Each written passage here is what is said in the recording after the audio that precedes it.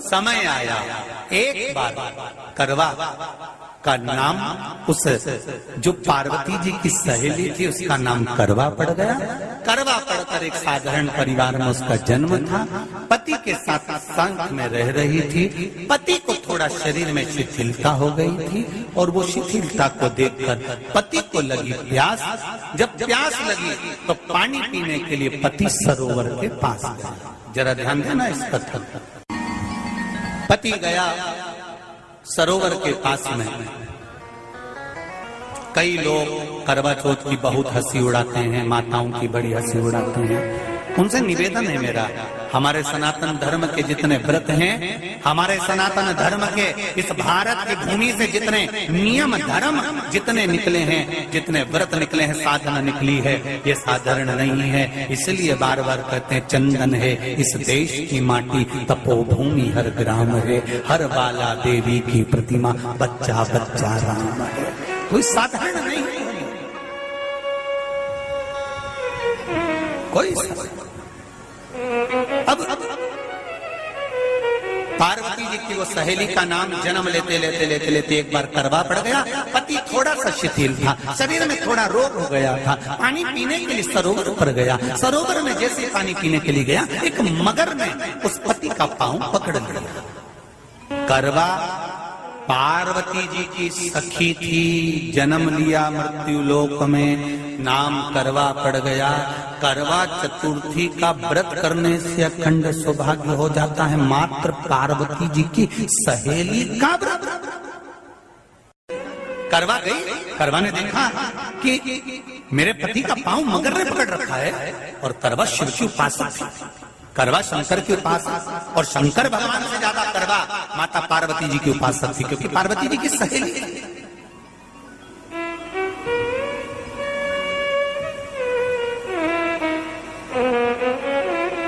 पति का पांव खींचकर मगर पानी में लेकर जा रहा था।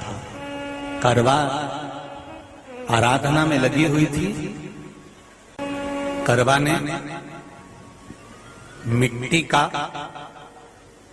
एक गोल भाग ही बनाया था, जिस पर पार्वती जी का जो नीचे का पीठी का होती है उस पर शिवलिंग रखा था। केवल नीचे का भाग का निर्माण ही करा था और करवा के कानों में शब्द पड़ गया। करवा के कानों में शब्द पड़ गया, पति के चीखने की आवाज आई। करवा दौड़ पड़ी। ये तो कैलेंडर में छपा हुआ करवा चौथ का फोटो आने लगा, नहीं तो पहले नियम था दीवार पर बनाई जाती थी और वहां पूजन करी जाती थी। कई माताएं जानती होगी यहाँ पर आज भी, पहले दीवार पर बनती थी, पूरा परिवार की सौभाग्यवती नारियां वहां आकर पूजन करती थी एक जगह, फिर बाद में छत पर जाकर करवे का अर्घ दिया करती थी। ये नियम था। अब तो बना बनाया कागज आ जाता, उसको चिपका दो, पूजन कर लो, वो अलग प्रमाण। पर यहाँ करवा मट्टी का भाग का लेपन कर रही थी और लेपन करते करते बस उस समय पर पति की आवाज आई, छोड़ा। करवा भागी और शिव आराधना में लगी हुई करवा, पार्वती की आराधना में लगी हुई करवा भाग कर गई।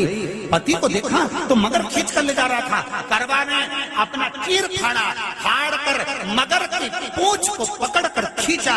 और कितना सात्विकता में बल होगा, जरा विचार करना कि मगर को खींच कर वृक्ष के नीचे ले गई और वृक्ष के नीचे नहीं जा पाई तो वहीं पर घाट के ऊपर घास लगी हुई थी। इसलिए आज भी करवा चौथ के व्रत में आपने देखा होगा कुछ सलाखें, कुछ घास आपको मिल जाती है। उससे एक घास से, मात्र एक घास, एक घास से उसने उस मगर को बांध दिया। मगर हिल नहीं पाया। यम के दूत आ गए इसके पति को मौत के ग्रास ले जाने के लिए। यम के दूत। करवा ने पूछा तुम कौन हो, कैसे आना हुआ? यमदूत कहते हैं तुम्हारे पति का आज अंतिम दिन है, अंतिम समय, अंतिम पल है, ये मरेगा। करवा कहती अगर मारना है तो इस मगर को मारो जिसने मेरे पति का पांव पकड़ रखा। प्राण छोड़ना है तो इस मगर के छोड़िए, मेरे पति के तो प्राण आप ले जा नहीं सकते। करवा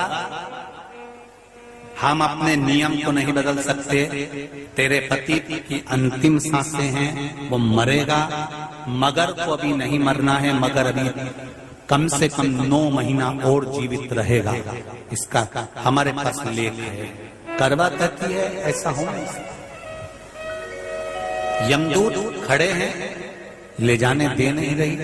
क्रोध आ गया करवा को, हाथ में जल उठाया। अगर एक यमदूत भी मेरे पति को उठाकर ले जाता है तो मैं शिव भक्त माता पार्वती जी की भक्त करवा आपको श्राप दे दूंगी। सब दौड़ पड़े, यमराज के पास चले गए। यमराज ने पूछा तुम दौड़ कर आए हो, क्या हुआ? यमराज पूछते हैं, दूत कहते हैं वो करवा अपने पति को नहीं लाने दे रही। यमराज वहां कर खड़ा हो जाता है। करवा को समझाया, करवा तेरे पति के प्राण जा चुके हैं, तेरा पति अब मरने वाला है, अंतिम क्षण इसको ले जाने दे, इसका आज आखिरी दिन है। मगर को ले जा पर मेरे पति को नहीं। मान नहीं पाया। यमराज जब क्रोध पर अड़ गया तब करवा को क्रोध आया और क्रोध में आकर जल लेकर करवा ने श्राप देना चाहा यमराज को। यमराज चरणों में पड़ गया, रेन दे करवा, मैं तुझे वर देता हूँ। आज चतुर्थी का दिन है, तेरे पति को मैं जीवन दान देता हूँ। आज के दिन जो तेरे नाम से व्रत धारण करेगा उसका खंड सौभाग्य स्वयं यमराज करेगा। स्वयं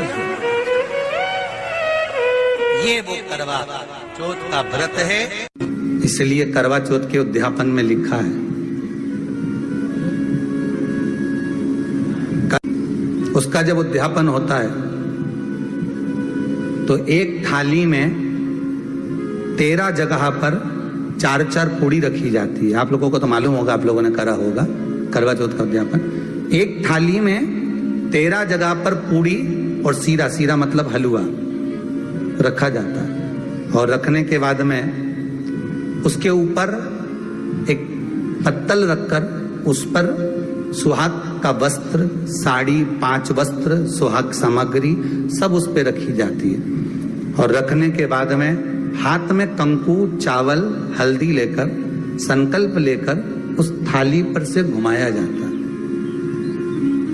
कामना करी जाती है, हे चौथ माता, हे करवा चौथ, हे चतुर्थी मां, मेरे जीवन में मैंने आपका व्रत करा है, मेरे इस व्रत को स्वीकार करना, मेरा सौभाग्य का, मेरा मांग का सिंदूर, मेरी भाल की बिंदी, मेरे हाथ का चूड़ा, मेरी पाँव की बिछोड़ी, इसको अमर करना मां।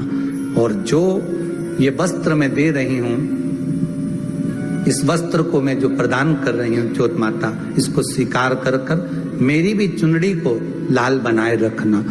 तब उस साड़ी को, उस वस्तु को, उस सामग्री को उठाकर घर की वृद्ध सास को, जो घर में सासू होती है, उसको दिया जाता है। सास नहीं हो तो किसी सौभाग्यवती नारी को दिया जाता है।